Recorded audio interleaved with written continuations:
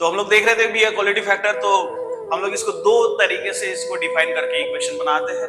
अब दोनों तरीका इसका कैसा होता है, तो हम लोग चलिए पहले तरीके के ऊपर चलते हैं। पहला तरीका हमारा ये होता है कि भैया पहला तरीका बोलने से अच्छा है कि हम लोग बोल सकते हैं कि इसको पहला डेफिनेशन, और पहला डेफिनेशन के हिसाब से उसकी इक्वेशन बनाएंगे, फिर दूसरी डेफिनेशन उसकी देखेंगे और दूसरे डेफिनेशन के हिसाब से उसका दूसरा इक्वेशन बनाएंगे। चलिए, तो अभी देखा हम लोग ने क्वालिटी फैक्टर क्या होता है। क्वालिटी फैक्टर एक parameter which is used to describe the sharpness of resonance. चलिए, तो quality factor generally denoted by Q। तो मैं पहले डेफिनेशन के बारे में बात करता हूं। So what is the first definition for quality factor? So quality factor is defined as it is 2 pi times, मतलब 2 pi times 2 pi multiplied by ratio of, this is 2 pi times multiplied by ratio of energy stored in inductor. हम लोग inductor L से denote करते हैं और capacitor को C से denote करते हैं। So energy stored in inductor और कैपेसिटर। चाहे तो आप इंडक्टर की एनर्जी स्टोर्ड ले लो, एनर्जी स्टोर्ड इन इंडक्टर ले लो, चाहे आप एनर्जी स्टोर्ड इन कैपेसिटर ले लो। So energy stored in inductor divided by average loss of average, this is the standard definition for quality factor, है ना। So average energy loss per period. So this is the definition. This is the definition and this is the formula, standard formula for quality factor. ये एक formula है, दूसरा formula हम लोग बाद में भी देखेंगे और उसके इक्वेशन बनाएंगे। अब पहले इसकी इक्वेशन बना लेते हैं अच्छे से। So this is Q is your quality factor. Quality factor for resonance circuit is defined as it is 2 pi times a ratio of energy stored in inductor or energy stored in capacitor divided by average energy loss per period. पर period का मतलब पर cycle में, ठीक है। तो average energy loss कितना हो रहा है आपका, that is average energy loss पर पीरियड। क्लियर? चलिए, सो this is a standard definition and this is standard formula for quality factor. So again quality factor का एक बार डेफिनेशन फिर से रिपीट कर देता हूं। What is quality factor? Quality factor is defined as it is 2 pi times ratio of energy stored in inductor or capacitor divided by average energy loss per period. The meaning of average energy loss per period कि एक complete cycle में आपकी कितनी average energy loss हो रही है एक complete cycle में, that is called as per period कहेंगे हम लोग उसको। So that is average energy loss per period. Clear? चलिए, तो हम लोग we know that the energy stored in inductor, तो एनर्जी स्टोर्ड इन इंडक्टर का डेरिवेशन इसके इलेक्ट्रोमैग्नेटिक इंडक्शन के प्रीवियस वाले लेसन में दिया हुआ है, ठीक है, वो हम लोग ने देखा हुआ है उसको। सो अगेन आपको अगर उसको देखना है तो आप प्रीवियस वाली वीडियो में जाके देख सकते हो। So again this is energy stored in inductor, energy stored in inductor, yeah, otherwise we can say that energy stored in capacitor. So energy stored in inductor, so again energy stored is denoted by U. So this is equation is 1 by 2 L and this is I naught का square. So where I naught is a peak value of EMF and L is your, that is inductor. Clear? So this is energy stored in inductor and what is energy stored in capacitor? So it's 1 by 2, this is CV square. So where V is electric potential, yeah, otherwise it is also called as potential difference, and where C is capacitance. So this is energy stored in inductor and this is energy stored in capacitor. Clear? And this is energy stored in inductor, this is energy stored in capacitor. So energy stored in inductor हम लोगों ने ले लिया, this is energy stored in capacitor. Now this is average energy loss per period. Now we have to take that is average energy loss per period. So this is your first term and we got taken second term. So that is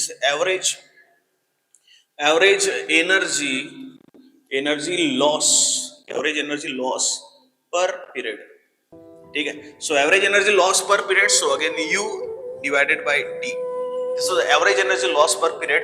So it is nothing but this is IRMS का square and this is nothing but multiplied by the equation, this is IRMS square multiplied by this is resistance is R. So this is average energy loss per period. ये आपकी average energy loss per period है, this is IRMS का square multiplied by R where R is the resistance of the circuit. Clear? So again ये T इधर चले जाएगा because this is पर period है, इसलिए हम लोग ने डिवाइड बाय टाइम ले लिया। So this is U is equals to IRMS का square into R multiplied by again this is T। Now this is IRMS and in AC circuit IRMS का इक्वेशन होता है IRMS is equals to this is I naught divided by this is √2। this is peak value of current divided by root 2. Yeah, otherwise we can say that it's a 0.707 multiplied by I naught, because 1 upon root 2 is 0.707 and this is your I naught. Clear? So where I naught is your peak value of peak value of current. Now if I'm taking square of IRMS square, so this is square and this square root get cancelled, so what remains? So in this equation, from this equation, so we get the U is equals to, this is I naught square divided by 2 and again this is R multiplied by T. So this is average energy loss per period. ये आपकी average energy loss पर period है. Clear? So from this equation number 1 and from this equation number 2, now put the value of equation number 1, equation number 2 in this equation for the standard values of quality factor. So what we get? So we get Q is equals to, this is 2 pi as it is, and energy stored in inductor, so this is multiplied by 1 by 2. Clear? If I'm taking this 1 by 2 is L I naught square and this is total divided by, again this is I naught square divided by 2 R into T. Clear? So again this is I naught square and I naught square get cancelled, this 2 get cancelled, so what remains? So this is 2 pi L divided by R into T. Clear? So again, so this is Q is equals to, this is 2 pi divided by T into L divided by R.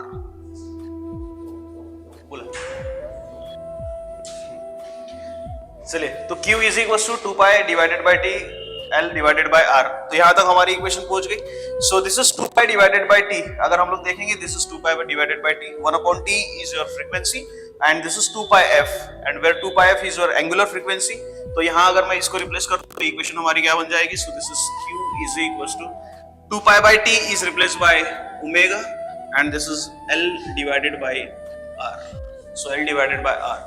For this resonance circuit के लिए हम लोग equation omega की अगर बनाते हैं, angular frequency या angular velocity, it's omega is equal to, equation बनती है हमारी 1 upon under root of LC.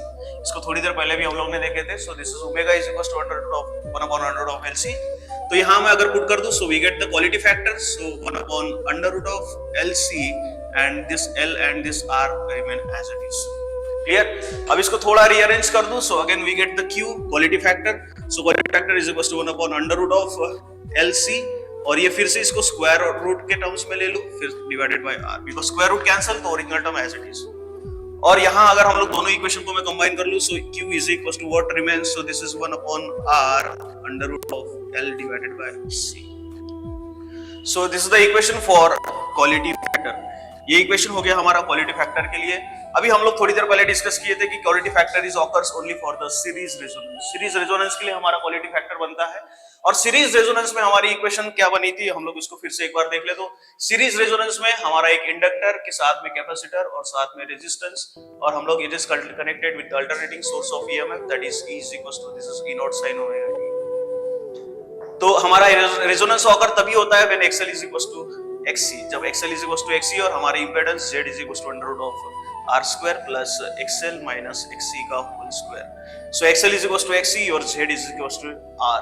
The meaning of Z is equals to R, your impedance should be equals to resistance. So this circuit is act as a purely resistive circuit. ये circuit हमारी purely resistive की तरह act करता है. और impedance this is 1 upon R. If I am replacing this is 1 upon Z, तो 1 upon Z is equals to under root LC हो जाएगा. It means that if the R is minimum, अगर मैं कम रखूं तो क्वालिटी फैक्टर ज्यादा हो जाएगा, because there is inversely proportional. And if the R is maximum, अगर R हमारा मैक्सिमम है तो क्वालिटी फैक्टर हमारा कम हो जाएगा. तो क्वालिटी फैक्टर हमारी वही चीज होती है. Quality factor is a parameter, एक पैरामीटर है जो हमारे शार्पनेस ऑफ रेजोनेंस को डिस्क्राइब करता है. और शार्पनेस ऑफ रेजोनेंस क्या होता है? Sharpness of resonance, if I am taking the graphical representation, जहां पे मैक्सिमम करंट हम लोग को मिलता है, तो when there is a maximum current, so again there is maximum current हम लोग देखते हैं. तो जिस समय हम लोग मैक्सिमम करंट के बारे में बात करेंगे, so this is peak of this resonance curve. Peak of the resonance curve ज्यादा तभी रहेगा जब मेरा R का वैल्यू बहुत लो रहेगा. Clear? Because this is the relation. If the R is low, so the value of the peak value या height of this curve, या peak of the curve is maximum, and when the peak of the curve is maximum, so it is called as sharpness of resonance. और उसको sharpness of resonance कहते हैं। And if there is sharpness of resonance is high, quality factor is also high.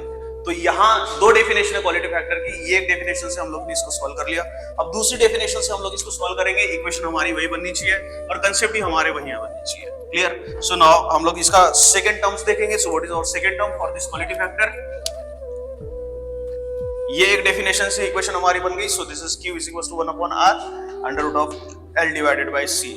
ठीक है, एक चीज हमेशा ध्यान में रखेंगे कि क्वालिटी फैक्टर हम लोग सिर्फ और सिर्फ सीरीज रेजोनेंस के लिए ले रहे हैं। सीरीज रेजोनेंस ले हम लोग इसलिए लेते हैं because XL is equals to XC and when your XL is should be equals to XC, तो हमारा जो रेजोनेंस है occur तभी होता है जब XL is equals to XC और रेजिस्टेंस हमारी जो सर्किट है, circuit act as a purely resistance, और quality factor totally depending upon the value of resistance. So that is if the R is low, quality factor is high, if the R is high, quality factor is low।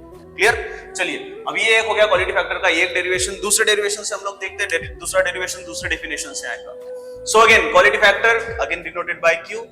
Clear?